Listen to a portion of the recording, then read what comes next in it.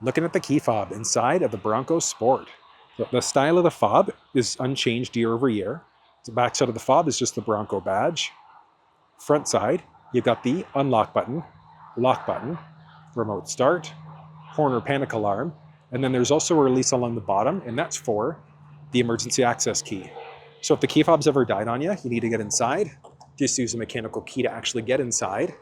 And then you're just going to place your key fob there in order to be able to start the car up.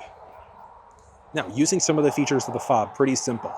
To remote start, all you're going to do is push the lock button once and then that circle button twice. So you're just going to go lock once, circle twice, in order to be able to remote start, and then push and hold that circle button there in order to be able to cancel the remote start.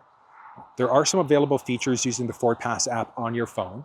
So if you want to walk through and using that app, setting it up, etc., you'll find that down below. There's also a neat key fob trick that you can do with the fob. So you can roll the windows down, and in order to do it, you double push the unlock button and you push and hold on the second. So you're going to click once and then click and hold. So you're going to go click once, click and hold. Down they go. You can release it and then push the lock button in order to pause it. In order to continue the process, just double push and hold on that unlock button again. And down they go. That's all four windows that are dropping down. Not the sunroof though, but at least the windows are down. And you can actually reverse the process too.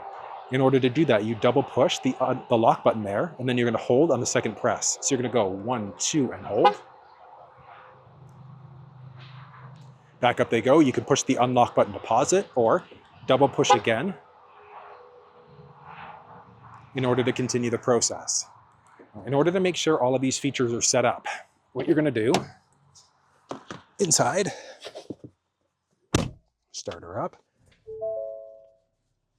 And as this is launching here, if you want full walkthroughs, so you want to know how to use the two different types of cruise control, go through the cluster screen or the infotainment for full walkthroughs, you'll find that down in the description. But what you want to do, go to your vehicle settings. Once you're in settings, hop into vehicle.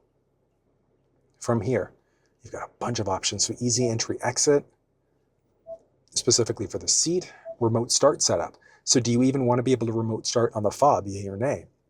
But when you remote start, do you want the vehicle to determine the climate control based off of what it thinks is right or based off of your last settings? Do you want the heated seats or heated steering wheel to come on automatically depending on the temperature?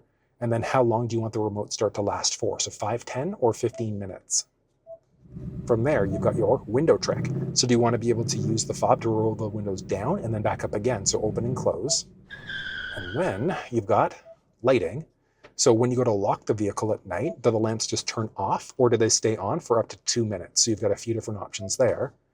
And then there's one more with your locks. And that one, so do you want to get any sort of audible feedback when you actually go to lock the vehicle? And then when you remote unlock on the fob, do all doors become unlocked, or is it strictly the driver's door?